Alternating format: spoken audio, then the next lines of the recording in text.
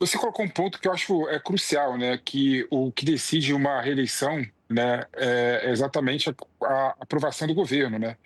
E tem um estudo do Maurício Moura, que eu acho muito revelador, né, que ele fez um estudo, comparado com todas as eleições para governo, do estado e para presidente, que ele coloca, no final que uma pessoa que tem mais de 50% de aprovação, né, e está disputando a reeleição, tem 87% de probabilidade de ser reeleito.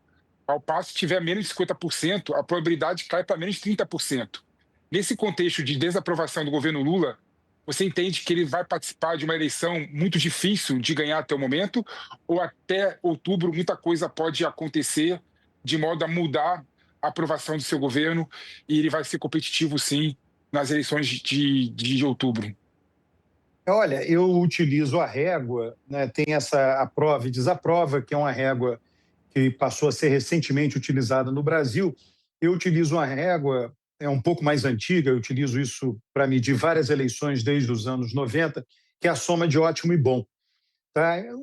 No final, são réguas diferentes para medir a mesma coisa, a aprovação do governo. Então, nesse sentido, né, a ordem, né, o que você escolhe de régua não altera a avaliação final. O que nós vimos é que existe um limbo no Brasil quando você pega a eleição para os governadores.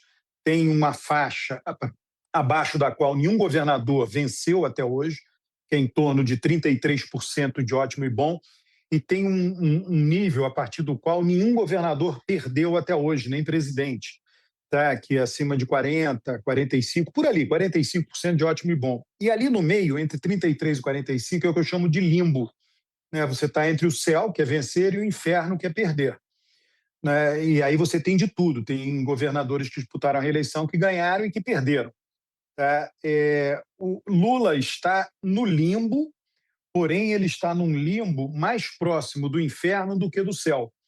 Tá? Então, se a eleição fosse hoje, a probabilidade maior seria de derrota de Lula. Mas ele tem bastante tempo, é um político experiente, ele tem bastante tempo até a eleição para recuperar essa soma de ótimo e bom. Ele não precisa crescer muito, ele pode crescer um pouco, está em torno de 30, 32, 33. Se ele crescer uns 5 pontos na avaliação dele de ótimo e bom, ele se torna o favorito.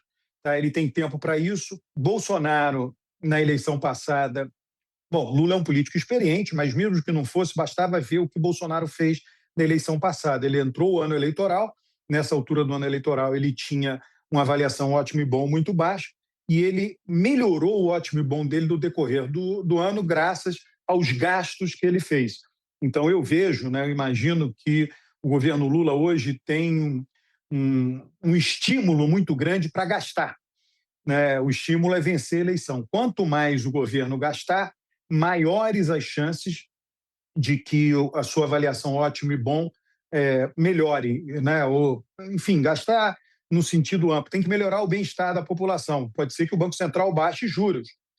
Se o Banco Central tem que baixar logo, porque o efeito demora a acontecer na economia. O Banco Central baixando os juros, aquilo se converte em maior pujança econômica, maior crescimento, melhora a situação das pessoas e as pessoas passam a ficar mais satisfeitas com o governo. Teve ameaça, inclusive, de ministro aí, Guilherme Boulos, já deu uma ameaça, uma ameaçada aí no Congresso Nacional, porque precisa aprovar correndo a questão do 6 por 1, da escala 6 por 1, e isso a gente sabe que é o presidente Lula e o Palácio do Planalto precisando de uma pauta eleitoreira, mais uma, para poder se eleger.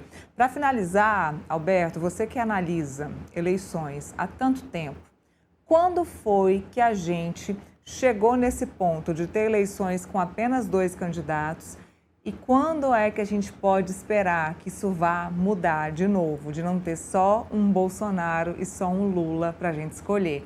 A gente já teve Ciro, a gente teve Simone Tebet, Ciro por muito tempo, né? Ciro por muito tempo foi a escolha de muitos brasileiros, muita gente deixou a esperança, a expectativa aí nas mãos do Ciro Gomes, que agora não é mais candidato, inclusive foi por um tempo, a gente falou por um tempo nele aqui no Contexto no ano passado, mas quando foi que deixamos de ter mais de 2 candidatos? Quando é que a gente vai parar com isso, passar dessa fase de ter eleições polarizadas?